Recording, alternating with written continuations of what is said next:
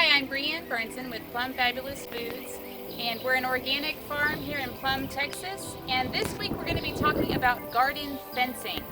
I want to show you an example of what we used when we first started our garden. We put in something similar to this. We had cattle panels. Unfortunately, the cattle panel holes were too big, and so we would get chickens into our garden. So we used this chicken wire and we would cover all the holes. And we liked the cattle panels because we didn't have to pull or stretch fence. We could just put up T-posts and put the panels right up, and we had an instant fence.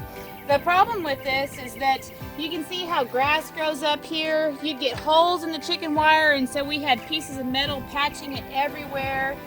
We had grass constantly growing through it. It was just a mess. And so about 8 years into our garden, we had to pull all our fencing down and start totally over. So we started over with this fence right here. This is a 6-foot tall poly-coated fence. These squares are 2-inch by 4-inch. We got this at Lowe's. It was about $50 for a 50-foot roll. I also wanted to show how we did our T-post system. Like I said, we used cattle panels the first time we did our fence because we didn't want to have to stretch wire. And when we went with this 6-foot tall wire fence, we were going to have to pull it. So instead of building H-posts like you would typically have to anytime you have a gate or a corner post, we found this great system called the wedge lock system.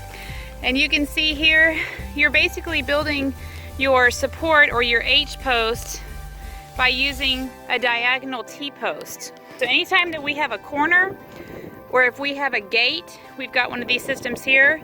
So we were able to use that to support our fence, and we built a real simple fence stretcher. We used two 2x4s that we bolted together, and we put the fence through the 2x4, and then we were able to hook it up to the truck and pull it to tighten that fence. And so we were able to do this whole stretch of fence here.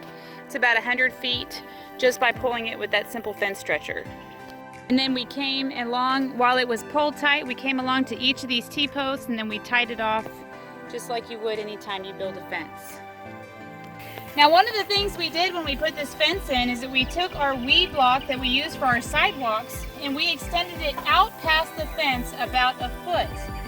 So I want to show you guys, we put this fence in a year ago, and I want to show you guys how it has held up over that last year.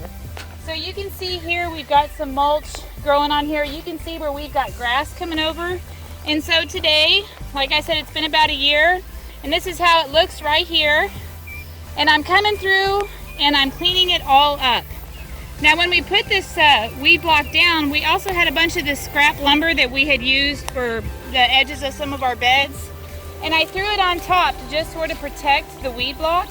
So you can see this section here where I've got it all cleaned up. And you can see how good and clean it is. It's held up great. You can see our raised bed here. And so when I'm done cleaning this up, I'm going to throw this wood back on here, and we'll be good to go for probably another year. I also want to show that we found a great use for all those cattle panels that we had. They make wonderful tomato trellises. Another important thing that we learned is not to put your garden beds right next to your fence. Now, we used to have beds like this all around the perimeter of our garden, and the problem with doing that is that the grass would grow up through here, and there was no way for us to get it out from between the bed and the fence. And so it was constantly a problem. We've really controlled the grass along here pretty good, and we're just kind of waiting for these boards to finish totally rotting before we rip these beds out. But don't do that. That was definitely a mistake, and we learned the hard way about doing that. So that's it for this week. If you like this video, go ahead and give us a thumbs up.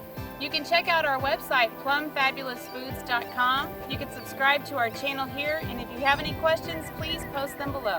Thanks.